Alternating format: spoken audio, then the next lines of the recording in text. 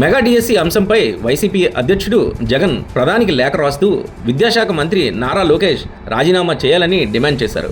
ఈ నేపథ్యంలో టీడీపీ నాయకులు జగన్పై విమర్శల దాడి కొనసాగిస్తున్నారు. ఆరోపణలు చేయడం కాదు, వాటికి తగిన ఆధారాలు చూపించాలని అడిగితే జగన్ వెనక్కి తగ్గుతున్నారని, చర్చకు రావాలని సవాల్ విసిరినా స్పందించడం లేదని రాష్ట్ర బీసీ ఈడబ్ల్యూఎస్ సంక్షేమ శాఖ మంత్రి సవిత విమర్శించారు. మెగా డిఎస్సి గురించి మాట్లాడే నైతిక అర్హత జగన్కు లేదని మంత్రి సవిత అన్నారు.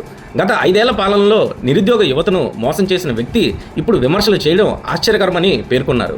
వైసీపీ ప్రభుత్వం అధికారంలో ఉన్న సమయంలో ఒక్కసారి కూడా టీచర్ పోస్టులు భర్తీ చేపట్టకుండా నిరుద్యోగులను నిరాశపరిచిందని ఆరోపించారు. కూటమి ప్రభుత్వం ఏర్పడిన వెంటనే సీఎం చంద్రబాబు తొలి సంతకంగా డిఎస్సి నోటిఫికేషన్పై సంతకం చేసి 16,000 టీచర్ పోస్టులను భర్తీ చేసిన విషయాన్ని గుర్తు చేశారు. మెగా డిఎస్సిలో ఎలాంటి అవకతవకలు జరగకపోయినా అవినీతి జరిగిందంటూ ఆరోపణలు చేయడం సరైనది కాదని మంత్రి అన్నారు.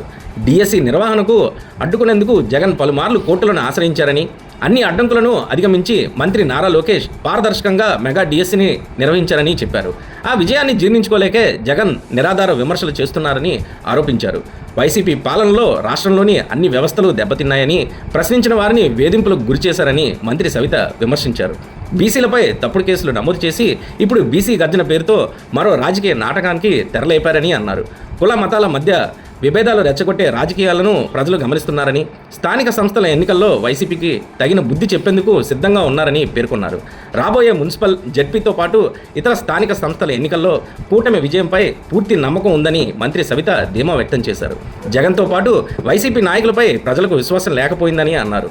ఎన్నికల్లో ఇచ్చిన హామీలను సీఎం చంద్రబాబు నాయకత్వంలోని కూటమి ప్రభుత్వం తూచా తప్పకుండా అమలు చేస్తుందని, అభివృద్ధి సంక్షేమ కార్యక్రమాలను సమాంతరంగా ముందుకు తీసుకెళ్తుందని తెలిపారు.